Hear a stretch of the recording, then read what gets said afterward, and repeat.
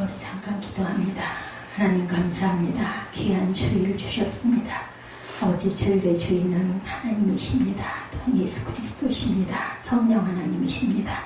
아버지, 거룩하게 주일을 성수하게 하시고 예레미야 37장 말씀을 통해서 하나님의 음성을 듣고 아버지, 저희들 영이 소생하는 귀한 시간 되도록 하나님께서, 성삼위 하나님께서 이 자리에 좌정하여 주옵소서.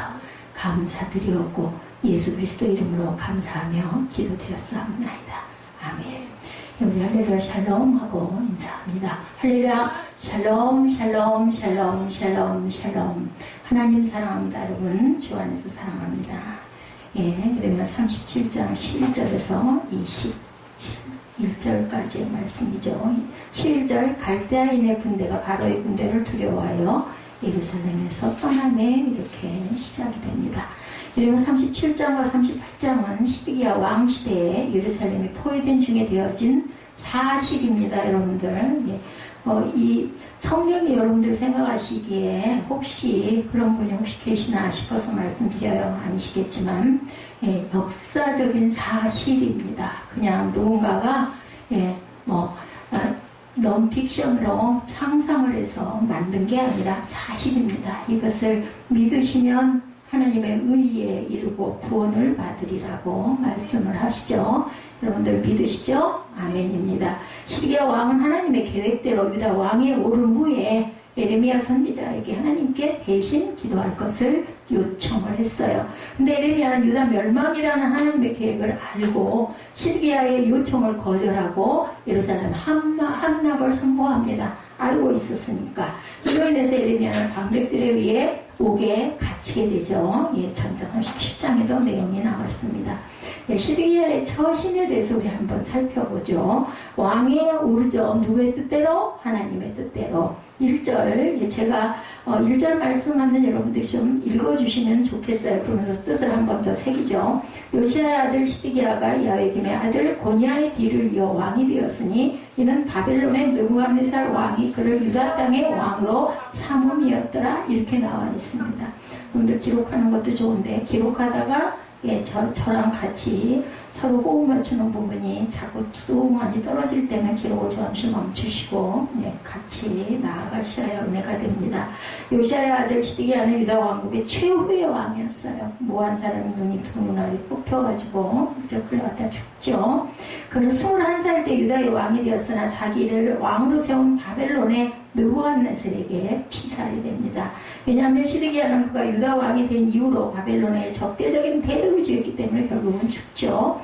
악한 자들은 눈앞에 되어지는 상황을 목격하고 돌이키지 않는다는 것을 시드기야를 통해서 우리가 알 수가 있는데, 우리 위에 왕을 세우리라 신명기 17장 4절에 내가 내 하나님 야훼께서 내게 주시는 땅에 이르러 그 땅을 차지하고 거주할 때 만일 우리도 우리 주위의 모든 민족들 같이 우리 위에 왕을 세워야겠다는 생각이 나거든. 15절에 반드시 내 하나님 야훼께서 택하신 자를 내 뒤에 내 위에 왕으로 세울 것이며, 15절 말씀이 중요하죠. 신명기 17장 15절에 내 위에 왕으로 세울 때는 어떻게 하라고요? 하나님께서 택하신 자를, 이렇게 말씀합니다. 이스라엘을 다스리는 왕에 대해서 창세기 36장 31절에 증거합니다. 이스라엘 자손을 다스리는 왕이 있기 전에 에돔 땅을 다스리던 왕들은 이러하니라, 이렇게 말씀하죠.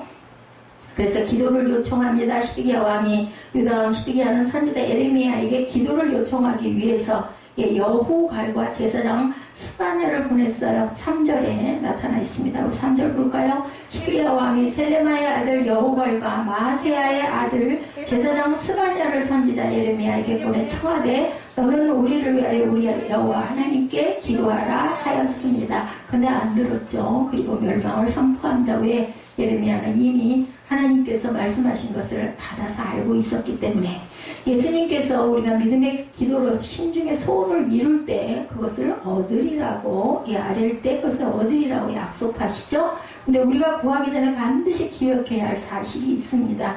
무엇이든지 구하기만 한다고 모두 응답받는 것은 아닙니다. 아시죠, 여러분들? 정욕으로 쓰려고 잘못 구하는 기도, 아무리 간구해도 절대로 응답을 못 받습니다. 야고보서 4장 3절에 증거하고 있죠. 그리스도인들은 먼저 하나님의 나라와 그 의를 구해야 된다, 이렇게 말씀합니다.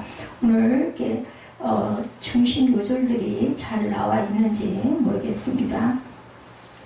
그래서 손이 다시 성하기를 기도하라. 열왕기상 13장 6절에 보면 왕이 하나님의 사람에게 말하여 이르되 청하건대 너는 나를 위하여 내 하나님 야훼께 은혜를 구하여 내 손이 다시 성하게 기도하라. 하나님의 사람이 야훼께 은혜를 구하니 왕의 손이 다시 성하도록 정화와 같이 되니라. 이것은 하나님의 뜻에 부합된 그러한 기도였기 때문에 이렇게 나았습니다. 욥이 너희를 위하여 욥기 42장 8절에 그런즉 너희는 숫소 7과 수량 7을 가지고 내 종 욥에게 가서 너희를 위하여 번제를 드리라. 내 종 욥이 너희를 위하여 기도할 것인즉 내가 그를 기쁘게 받으리니 너희가 우매한 만큼 너에게 갚지 아니하리라. 이는 너희가 나를 가리켜 말한 것이 내 종 욥의 말같이 옳지 못함이라. 옳지 않은 것은 하나님께서 들어주시지 않죠. 바벨론 군대가 예루살렘에서 퇴각을 합니다. 11절에 나타나 있습니다. 오늘 본문 중심의 시작이기도 하죠. 갈대인의 군대가 바로의 군대를 두려워하여 예루살렘에서 떠났다 이렇게 증거되어 있습니다. 유다왕 시드기야는 바벨론 군대가 침공해 오자 애굽의 구원을 요청을 합니다. 함께 어떻게 좀 싸워서 이기게 해달라 이런 그 요청을 하죠. 애굽은 바로는 시드기야의 요청이 즉시 군대를 유다를 향해 출전을 시켰어요. 바로의 군대가 유다를 돕기 위해서 애굽에 나왔다는 소식을 듣는 바벨론 군대는 예루살렘을 에워싼 것을 풉니다. 이것은 애국 군대와 싸우기 위함이었죠. 이러한 사실은 라기스의 편지에도 언급이 되어 있습니다. 내게서 물러갔다라고 호세아 11장 7절에도 증거되어 있고 전쟁의 날이 물러갔다 시편 78편 9절에도 증거되어 있습니다. 예레미야의 예언이 그 다음에 이어지죠. 도움을 주지 못하는 애국 군대다라고 얘기하죠. 절대로 물러가지 아니하리라. 예레미야는 애국 군대가 시데기야의 요청으로 유다를 도려왔지만 도움을 주지 못한 채 본국으로 돌아갈 것이다. 그들이 왔지만 절대로 도움을 못 준다. 잠시 퇴각했던 바벨론 군대는 다시 예루살렘을 침공해서 정복하고 불사를 것이다. 이렇게 8절에 예언이 되어 있습니다. 8절 볼까요? 37장 8절. 갈대아인이 다시 와서 이삭을 쳐서 빼앗아 불사하느니라. 그대로 됐죠? 당시 유다 왕과 백성들은 바벨론 군대가 잠시 퇴각하는 것을 보고 의기가 양양했죠. 이겼다. 이제는 됐다. 살았다. 근데 아니었습니다. 세상에서 신앙을 가기에 가장 힘든 사람은 자기 스스로가 바르다고 생각하는 사람들, 또 착각하는 사람들, 도덕적으로 부끄러운 것이 없다고 자신하는 사람들은 그렇게 하나님을 믿을 필요성을 느끼지 못합니다. 사람이 할 수 있는 건 한계가 있어요. 내가 아무리 열심히 노력하고 애를 써도 내 힘으로 안 되는 것이 있습니다. 그럴 때 하나님을 우리가 의지했을 때 승리를 합니다. 그들은 스스로의 양심에 거리낌 없이 살면 다 된다. 이렇게 생각을 하죠. 그래서 죄로부터 구원이라는 복음의 내용을 받아들이기를 거부합니다. 그럼 본인에게는 손해예요. 다 물러가 욕을 당케 한다. 시편 40편 14절에 보면 내 생명을 찾아 멸하려 하는 자는 다 수치와 낭패를 당하게 하시며 나의 해를 기뻐하는 자는 물러가 욕을 당하게 하소서. 이렇게 기도하죠. 그들이 놀라 물러갑니다. 에레미야 46장 5절에 야훼의 말씀이니라 내가 먼저 그들의 놀라 물러가며 그들의 용사는 패하여 황급히 도망하여 뒤로 돌아보지 아니하면 어찌미냐 두려움이 그들의 사방에 있음이로다. 이렇게 증거되어 있습니다. 예루살렘은 반드시 함락될 거라고 에레미야가 말했죠. 바벨론 군사들이 예루살렘에 부상자만 남는다 할지라도 그들이 일어서서 이 성을 불사를 것이다. 이렇게 말씀합니다. 왜냐하면 하나님께서는 예루살렘을 함락시킬 것이라고 선포를 이미 하셨기 때문이죠. 누구를 통해서? 예레미야를 통해서. 그러니까 믿으면 구원을 받고 안 믿으면 사망을 합니다. 세상의 모든 일은 참된 힘에 의해서 좌우가 됩니다. 불의와 폭력의 힘이 아니라 하나님의 능력을 가진 자는 결국 승리한다는 것을 본문 말씀에도 보여주죠. 하나님의 능력은 어느 집단의 무력보다 강하고 능력이란 말의 어원이 되는 다이나마이트 이상의 힘을 가지고 있어요. 능력의 어원은 다이나마이트입니다. 물로 원어상으로 그렇게 나와 있습니다. 믿으시면 됩니다. 조사가 된 거니까. 내가 내 성읍들을 무너뜨리겠다. 에스겔 35장 4절입니다. 내가 내 성읍들을 무너뜨리면 내가 황폐하게 되리니 내가 나를 야훼인 줄 알리라. 견고한 성이 무너진다. 미가서 5장 11절에 내 땅의 성읍들을 멸하면 내 모든 견고한 성을 무너뜨리겠다라고 말씀하죠. 에레미야가 체포되어 13절에 보면은 뭐라고 나타나 있습니까? 13절 보죠. 13절 읽어주세요. 베냐민 문에 이른즉 하나님의 천사 요셉 셀레마야 아들이니라 하는 이리야라 하는 이름하는 문지기의 우두머리가 선지자 예레미야를 붙잡아 이르되 내가 갈대를 내가 항복하려 하는도다. 14절에 예레미야가 이르되 거짓이다. 나는 갈대를 내가 항복하려 하지 아니하노라. 이리야가 듣지 아니하고 예레미야를 잡아 고관들에게 끌어가매 고관들이 노여와 예레미야를 때려 서기관과 요나단의 집에 가두었으니 이는 그들이 이 집을 옥으로 삼았다. 결국은 이렇게 해서 체포가 되죠. 체포되는 부분이 13절부터 15절까지 나타납니다. 예, 결박과 환란이 기다린다 그러죠. 사도행전 20장 23절에 오직 성령이 각성해서 내게 증언하여 결박과 환란이 나를 기다린다 하시나 이렇게 말합니다. 쇠사슬로 결박한다고 역대하 36장 1절에 바벨론 왕 느부갓네살이 올라와 그를 치고 그를 쇠사슬로 결박하여 바벨론으로 잡아갑니다. 시드기야를 그렇게 하죠. 6절에 느부갓네살이 또 야훼 전 기구들을 바벨론으로 가져다가 바벨론에 있는 자의 신당에 두었다. 결국 나중에는 고레스 왕의 칙령에 의해서 다 돌려보내죠. 유다 왕과 선지자에 대해서 핍박하는 선지자 12절입니다. 12절 보면 뭐라고 말씀하고 계세요? 예. 예레미야가 베냐민 땅에서 백성 가운데 분깃을 받으려고 예루살렘을 떠나 그리로 가려 합니다. 그래서 결국은 어떻게 돼요? 그렇게 가려고 해가지고 14절에 보니까 예레미야가 이르되 거짓이다 하고 나는 절대로 항복하려고 하는 것이 아니다라고 얘기를 합니다. 그런데 문지기의 두목 이리야는 예레미야를 방백들에게 끌고 가죠. 제가 우리가 함께 읽은 것처럼 방백들은 예레미야를 때리고 난 다음에 서기관 요나단의 집에 가도 거기를 옥으로 씁니다. 근데 그냥 옥으로 쓴 게 아니더라고요. 16절에 보니까 예레미야가 뚜껑 씌운 웅덩이에 들어갔어요. 뚜껑을 씌워서 옛날에 우리나라 옥에 보면 큰 칼 이렇게 씌우는데 칼이 그렇게 생겼더라고요. 나무판이 깨끗해서 동그랗게 구멍이 나가지고 목을 이렇게 집어넣어가지고 열쇠를 딱 잠가놓으면 그 깨끗한 나무대하고 내가 딸려있기 때문에 내가 움직일 수도 없는 아주 그냥 고통스러운 목을 돌리기만 하면 막 여기가 다 베어질 정도로 얼마나 힘들고 답답하고 아프겠어요. 이런데 여기도 예레미야도 이렇게 갇힌 것 같아요. 이것을 펴란 힘은 올바르고 사용되기가 어렵고 폭력이라는 옷을 입음으로 사람들에게 고통을 주게 된 그러한 부분이죠. 자, 하나님을 기쁘시게 하는 데 쓰여지게 하려면 의와 절제가 반드시 동반되어야 한다. 이것을 그렇게 동반이 되지 않으면은 결국은 고통을 받게 된다라는 거죠. 바나바를 핍박하는 장면이 사도행전 13장 50절에 보면 이에 유다인들이 경건한 기후부인들과 그 내시 유력자들을 선동하여 바로와 바나바를 박해하게 하여 그 지역에서 쫓아내죠. 두 사람이 그들을 향하여 발에 티끌을 떨어버리고 이고니온으로 갑니다. 근데 그냥 도저히 안 될 때는 방법이 없어요. 전도가 다 안 될 때는 제자들은 기쁨과 성령이 충만했다 이렇게 나타납니다. 그 핍박하는 부분들이 나타나죠. 시드기야와 예레미야 17절에서 21절에 나타납니다. 예레미야가 톡을 아주 그냥 그 컴컴한 그런 음실에 들어간 지 여러 날 만에 시드기야 왕이 예레미야를 석방하도록 찾아와 물어볼 게 있어가지고 그죠?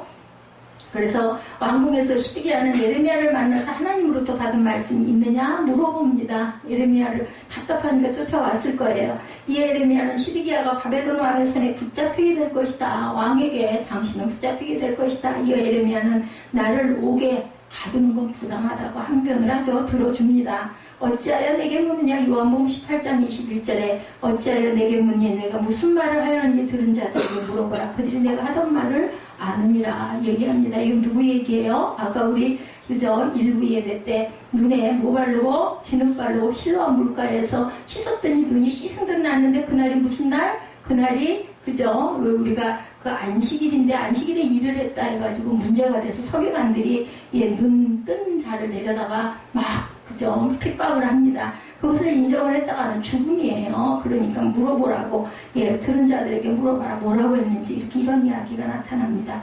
더 자세한 것을 알기 위해서 사도행전 23장 20절에 대답하되 유대인들이 공모하기를 그들이 바울에 대하여 더 자세한 것을 묻기 위함이라고 내 일부를 데리고 공회로 내려가기를 당신께 청하자 하였다 이렇게 말합니다. 자유스럽지 못한 선지자가 됐어. 예레미야는 21절에 예레미야가 시드기야에게 요나단의 집 감옥으로 돌려보내지 말아달라고 요청하자 유다왕 시드기야는 그를 시위대 뜰에 두고 매일 떡 한 덩어리씩 먹도록 해줍니다. 죽음은 면하게 되죠. 시드기야가 이렇게 한 이유는 예레미야 말을 인정은 하지만 그에게 자유를 줬다가는 안 되겠다. 나에게 불리한 예언을 하겠다. 이것 때문에 그렇게 죽이지는 못합니다. 하나님 계시니까. 이 세상을 전쟁이라고 얘기하죠. 또한 인생을 뭐라고 얘기해요? 싸움이라고 얘기합니다. 그리고 우리가 세상에 살아갈 때는 여러분들 눈에는 안 보이지만 이 악한 자들과 싸움이 분명히 있죠. 영적인 싸움이 있습니다. 우리를 대적하는 악한 것들이 너무나 많기 때문에 이 세상은 전쟁이고 우리는 무슨 싸움을? 선한 싸움을 열심히 싸워갑니다. 저희에게 자유를 준다 하여도 베드로후서 2장 19절에 그들에게 자유를 준다 하여도 자신들은 멸망의 종들이니 누구든지 진 자는 이긴 자의 종이 된다. 그렇기 때문에 우리는 져서는 안 됩니다. 마귀의 종이 되죠. 우리의 가진 자유를 엿보려고 갈라디아서 2장 4절입니다.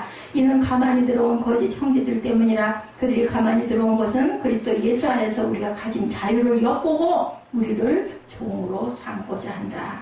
고난을 당하는 것을 조금도 두려워하지 않고 진리만을 증거하는 에레미야를 통해서 말씀을 증거하는 사역자들의 태도, 그것을 본문에서 깨닫게 합니다. 하나님 말씀은 환경에 절대로 좌우돼서는 안 됩니다. 시간과 공간에 얽매이지 않죠. 말씀은 뭐라고 말해? 영원히 살아계신 하나님의 말씀이다. 이렇게 얘기합니다.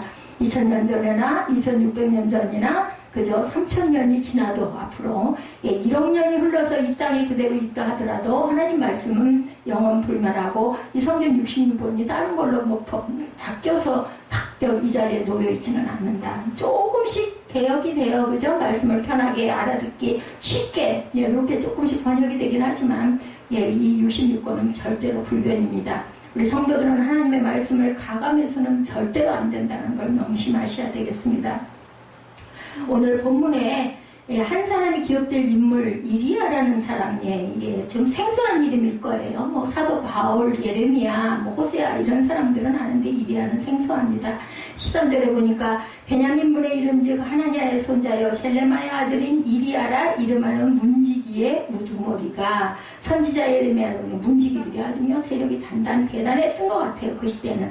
예레미야를 붙잡아 이르되 내가 갈대아인에게 항복하려 하는도다. 그것의 이름이 참 재밌는 이름 이리야. 어떻게 한국말로 표현해본 거예요? 이리야, 이리 같은 사람. 그죠? 오늘 본문은 그와 벌어진 이야기입니다. 오늘 본문의 장면이 있게 된 배경을 한번 보죠.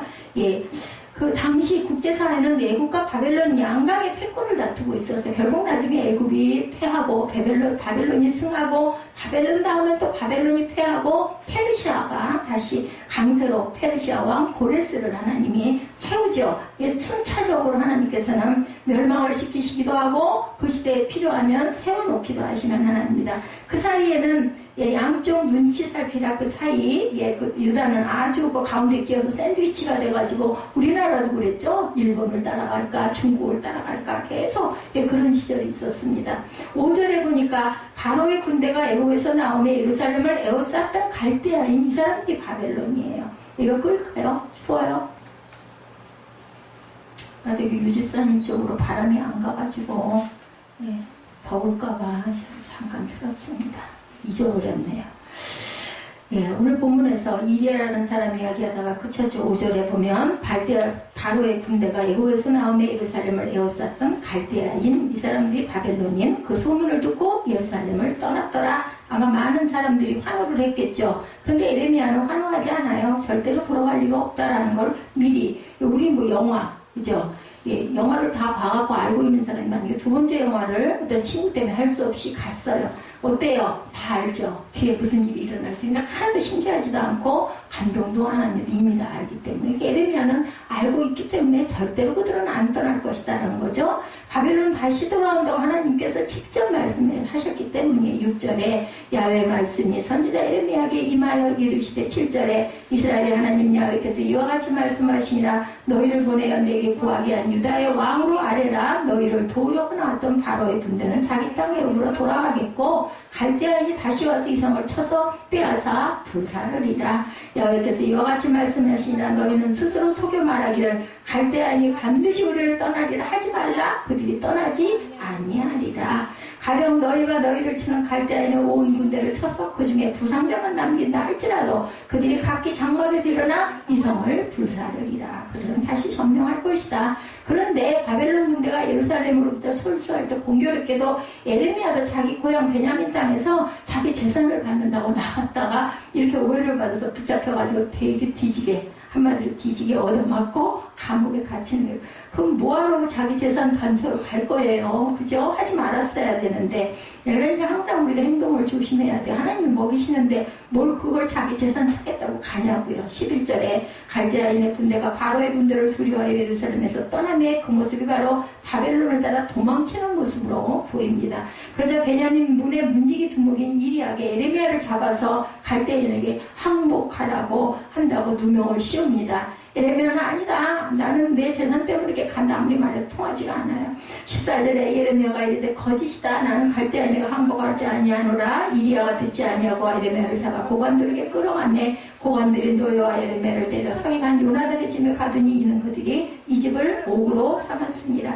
며칠 후에 시드기야 왕이 그 소식을 듣고 그를 끌어내고 비밀스럽게 예레미야 하나님에 대해서 말씀을 물어봅니다. 뭐라고 하더냐 하나님께서, 그죠? 예레미야는 변함없이 하나님의 뜻을 전하죠. 17절에 시드기야 왕이 사람을 보내어 그를 끌어내고 왕궁에서 그에게 비밀이 물어 이르되 여호와께로부터 받은 말씀이 있느냐? 대답하되 있나이다. 왕이 바벨론의 왕의 손에 넘겨지리이다. 그렇게 이야기를 하죠.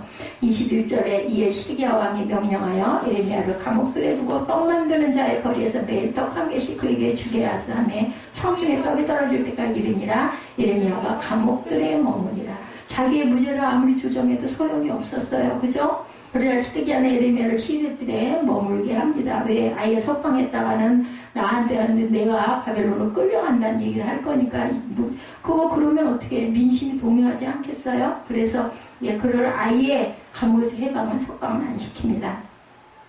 예레미야 길을 막는 이리야의 모습을 통해서 저와 여러분들에게 어떤 교훈을 주실까? 하나님께서는 삼불의 신앙을 말씀하실 때가 있어요. 데살로니가전서 5장에 삼행의 말씀이 있습니다. 지금부터는 아마 그 주보에 조금씩 그 정리된 부분들이 아마 나올 겁니다. 지금까지 제가 주석을 그대로 인용해서 여러분들에게 증거를 했습니다. 삼형과 삼행의 신앙과 삼불의 신앙이 나와 있어요. 신앙생활에서 세 가지 해야 할 것, 하면 안 되는 것에 대한 이야기가 바로 삼행과 삼불입니다. 데살로니가전서 5장 16절에서 18절 말씀, 삼행의 신앙이죠. 우리가 너무 잘 아는 말씀이에요.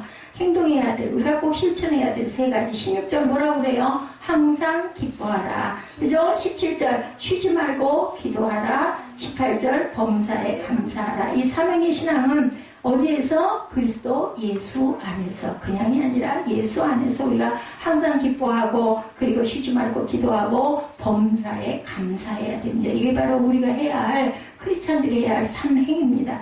계속해서 19절에서 22절 말씀을 삼불의 신앙이다 이렇게 말씀하는데 우리 19절 볼까요? 성령을 소멸하지 말아라 라고 말씀하죠. 20절에 예언을 멸시하지 말아라. 21절에 악은 모든 모양이라도 버려라. 하지 말라는 거죠. 악한 짓을 하지 말라. 악한 짓이라는 게 여러분들은 뭐라고요? 하나님의 말씀대로 행하지 않는 게 악한 짓입니다. 우리가 생각할 때는 악한 짓 하면은 도적질하거나 간음하거나 누구를 죽이거나 쉬운 얘기로 그냥 율법을 어기면 십계명을 어기면 이게 악이다 했는데 악의 원래 뜻은 우리 크리스찬들은 그리스도 안에서는 어떤 뜻이라고요? 하나님 말씀에 순종하지 않는 것, 이 모든 건 다 악입니다.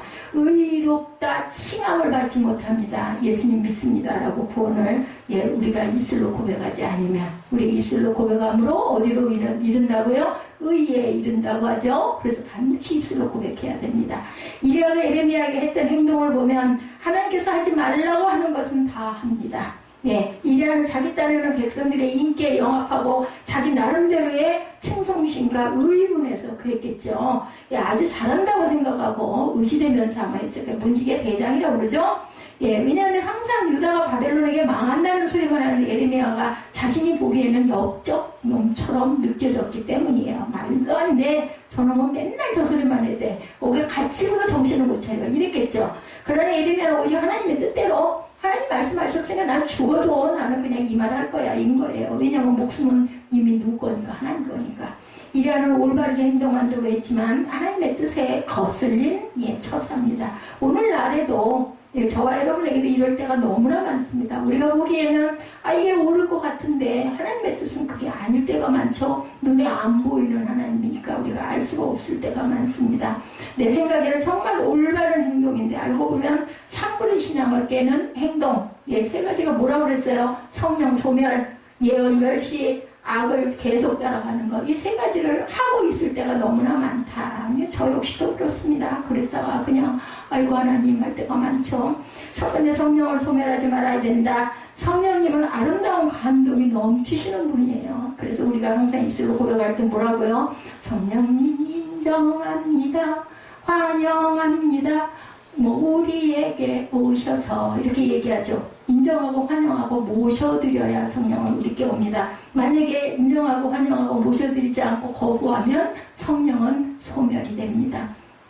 아까 제가 말씀드렸죠. 3주 동안 석 달이라고 그랬나요? 아내가 죽게 생겨가지고 석 달 동안 열심히 기도했더니 성령이 임하셔가지고 성령도 받고 그리고 그죠? 그리고 나서 은혜도 너무 충만하게 받았다. 30년 동안 신앙생활 한 것보다 그 3년 동안 그 석 달 동안 열심히 아내에 위해서 기도한 기간이 훨씬 더 은혜롭다 얘기합니다.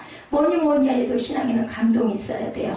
성령님이 역사하시면 틀림없이 사람에게 감동이 옵니다. 안 받으려고 해도 옵니다. 근데 그 감동이 아름다운 감동이어야 된다. 성령께서 역사하시는 감동은요 항상 아름다운 감동입니다. 너무 기뻐지고 너무 아름다워지고 너무 좋아 죽겠고 무슨 이유인지도 모르겠고 그죠? 똑같은데 환경은 변한 게 아무것도 없는데 성령 받으면 막 너무너무 기쁘죠. 막 눈물이 줄줄 흘러요. 너무 감사하고 기쁘고 이런 말을 할 수가 없어요. 뭐가 주는 것 같은 주지 못하는 감동, 세상이 주는 것과 같지 않은 감동.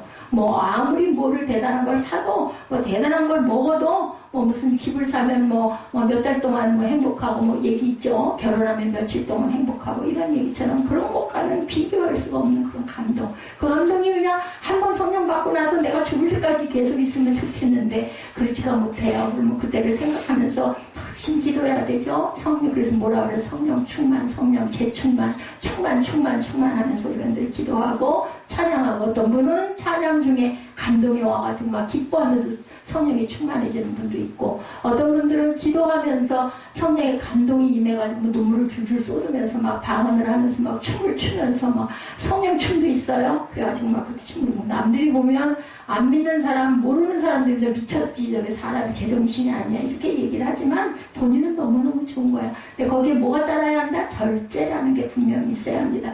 시와 때와 장소를 알아야지 그냥 아무 데서나 그냥 그렇게 춤추고 했다가는 그저 끌려가죠. 교회의 권위와 질서에 기꺼이 순종하는 삶을 살아야 되고 자신에게 주어진 은사를 가지고 겸허하게 활용하는 그러한 삶을 살아야 되고 나를 조절하고 감정을 조절하는 꾸준한 삶이 실천되어야 하고 감동과 열정이 거기서 끝나지 않고 의지와 실천으로 또한 살아나가야 합니다. 감동을 받았으면 뭔가 바뀌어지고 내가 이거 잘못했다 하면 그거를 고쳐나가는 삶이 돼야 합니다.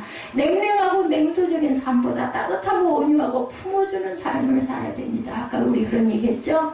그래가지고 그래 맞댔자 나쁜 소리 해봤댔자 좋을 게 아무것도 없어. 근데 그냥 속에서는 그냥 지어받고 싶고 하고 싶잖아요. 그죠? 우리 안에도 죄성이 있기 때문에 알기는 압니다. 아유 그래 봤자 좋아질 건 아무것도 없어. 그때 그냥 그러고 나면 좀 속이 후련해지죠. 그러면 관계가 더 나빠지죠. 아름다운 성령의 감동이 사라지지 않도록 우리가 항상 노력하고 애써야 되겠다. 예언을 멸시하지 말라고 그러네요. 그죠? 기독교의 예언은 무속인들이 말하는 그런 정치는 것과는 다릅니다. 누가 대통령이 될까? 이번 차기 국회의원은 누가 될까? 이런 게 아니에요. 그죠? 기독교 예언이다 하고 이렇게 다니는 분들도 있지만 긍정적인 영향이 없습니다. 물과 관련된 사업을 해야 성공한다 이런 말을 하지만 이것도 또한 기독교의 예언은 아니죠. 기독교의 예언은 경고이자 위로입니다. 누구처럼? 지금 예레미야처럼 경고를 합니다. 당신들은 이렇게 될 것이라는 경고, 그런 예언입니다. 하나님을 떠나면 앞으로 심판이 있을 것이다. 그러나 하나님을 붙들고 앞으로 가면 회복될 것이다. 그것은 바로 기독교 예언입니다. 기독교의 예언에는 분명한 방향성이 또한 있습니다. 동쪽과 서쪽의 갈림길에서 동쪽으로 가면 성공한다가 아니라 하나님을 붙들어야 성공한다. 그게 바로 우리 크리스찬들의 예언이라는 것을 잊어버리면 안 됩니다. 기독교의 예언은 우리가 몰라야 할 일을 알려주는 게 아니고요. 알고 있는 것을 다시 한번 깨우쳐주는 것이 바로 예언입니다. 기독교의 예언은 하나님의 뜻과 섭리를 이해하고 하나님의 뜻을 따르는 방향을 제시하는 선포가 바로 기독교의 예언이다. 그건 어디에 있습니까? 성경 66번에 있습니다. 그런데 구약인 경우에 예레미야 당시 같은 경우에는 아직까지 그 예언들이 끝까지 성취가 안 됐기 때문에 그때는 예언자들이 나타나가지고 막 예언하는 거예요. 나라가 망할 것이다. 누가 일어날 것이다. 당신은 잡혀갈 것이다. 근데 지금은 이걸로 다 끝났기 때문에 이 안에서 우리는 지금 3천여 년이 다 돼가지만 이런 부분들을 가지고 우리의 삶 속에 접목을 해가지고 내가 이럴 때는 이걸 이렇게 악은 모양이라도 버려야 되겠다. 범사에 좋은 것을 기뻐해야 되겠다. 그죠? 아까 말한 것처럼 우리가 항상 세 가지의 기쁜 것들을 입술로 감사해야 되겠고, 그리고 절대로 하면 안 될 것들을 입술로 또한 고백해야 된다. 세 번째, 범사에 하려 좋은 것을 취하고 악은 모양이라도 버려다. 헤아린다는 말은 한 번 더 라는 의미가 있습니다. 헤아리는 것은 무작정 판단하지 말고 한 번 더 생각해보라. 우리나라에도 비슷한 그런 속담이 있어요.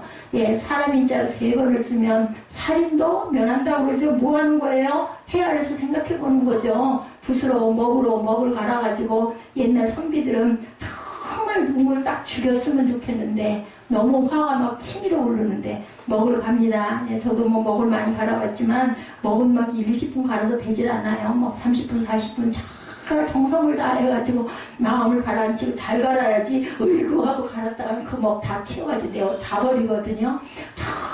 천천히 정성껏 저는 제 생각에는 이거 몇 번 돌리다고 화는 조금씩 무너지지 않을까. 그러고 나서 참을 인자를 화선지를 쫙 펴놓고 그죠? 문진을 탁 눌러놓고 인자를 호흡을 조절해가지고 쓰는 걸 3번만 쓰면은 죽이려고 했던 게 그래봐야 원수 줘봐야 좋을 게 없지 이렇게 된다는 거예요. 사람을 살인도 면한다는 얘기. 이것처럼 우리가 항상 헤아려 봐야 된다. 한 번 더 생각해 봐야 된다. 그리고 헤아린다는 말에는 상대방 입장에서 생각을 해봐야 되겠다. 우리 항상 어떤 일을 겪으면 당장은 화가 나지만 누군가 나한테 무슨 모진 말을 했어요. 제가 참 그런 걸 많이 합니다. 그래서 상처가 오래 가기도 하는데 그럴 때는 상대방의 입장, 내가 아니라 그 상대방이 나한테 그 얘기를 했는데 왜 했을까? 그 사람이면 나를 어떻게 얘기를 한 걸까? 이런 생각을 자꾸 해봅니다. 내게 부족한 부분이 많죠. 그러면 이제 그 말미에 뭐가 뭐냐? 아무리 그래도 그렇지. 이런 생각이 듭니다. 상대방 입장에서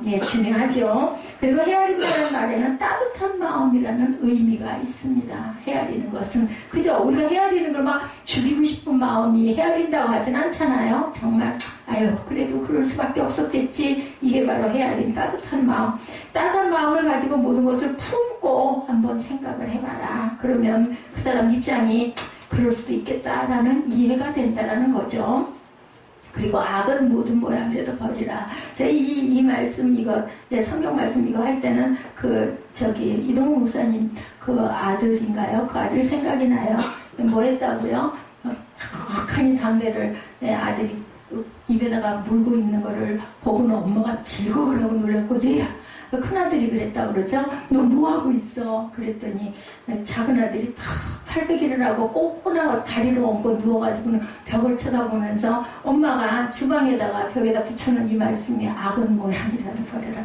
악은 모양이라도 버려라 했대요. 큰아들이 그랬대요. 아니에요. 이거 진짜 담배가 아니라 그냥 모형. 제가 후식 담배가 피고 싶었으면 그랬는지 모형 잠깐 물어본 거예요. 하니까 작은 아들이 있다가 누워가지고 딱 이렇게 괴고 누워가지고 딱 주방 쪽을 보면서 이렇게 손으로 가리키면서 악은 모양이라도 버려라. 참 중요합니다. 결국은 두 아들이 정말 잘 됐다고 늘 강단에서 그 큰아들은 당연히 공부를 잘하고 똑똑했기 때문에 그랬는데 작은 아들이 공부를 그렇게 안 하고 게임을 그렇게 하더니 결국은 그 게임으로 국제 변호사, 게임 그 부분을 변호하는 국제 변호사가 됐다고 자랑하시는 걸 제가 들은 기억이 안 잊어버려져요. 그렇게 오래됐는데도 악은 모양이라도 버려야 되면 흉내 잘 때 내지 마세요. 악의 전염성이 대단합니다. 그리고 확장성, 그것들을 우리가 항상 경계해야 된다. 자연성은 선해지려면 노력이 필요하지만 악해지는 데는 노력이 자동으로 그냥 막 흡수가 되죠. 그래서 그쪽은 가지도 말아야 된다. 악은 전염이 되기 때문에 악한 환경 또한 피해야 됩니다. 어떤 분이 그러시더라고요. 부모님이 예수를 안 믿다 보니까 밖에서 은혜 받고 너무 기쁘고 좋아가지고 들어갔는데 부모님들 그냥 술 드시고 싸우시고 욕하시고 TV 있는 데를 소리 크게 틀어놓고 막 하고 뭐라 그러면 놈자가 안 들어가면 말이 안 되고 막 너무 그걸 보면은 정말 사단이 드글드글 끓는구나 이런 게 막 느껴져서 괴롭다라는 얘기를 합니다. 이게 전염이 됩니다. 그리고 나도 거기 있다 보면 나도 모르게 나도 그냥 뭔가 막 묻어 있는 것 같고 막 더러운 느낌이 든다. 확장됩니다. 주일에 한 번 빠지면 두 번, 세 번 쉽게 빠지게 됩니다. 부득이 아무리 하다 하더라도 어느 곳에서라든지 간단하게라도 꼭 예배를 드리시기 바랍니다. 아름답고 감동적인 삶을 추구하고 하나님의 뜻에 따라 살고 범사에 좋은 일들을 취하고 선한 삶, 선이 뭐라고요? 하나님을 의롭게 칭함을 받아서 구원을 받는 것이 바로 선한 삶이라는 걸 잊지 마시는 저와 여러분 되시기를 주님의 이름으로 축복합니다.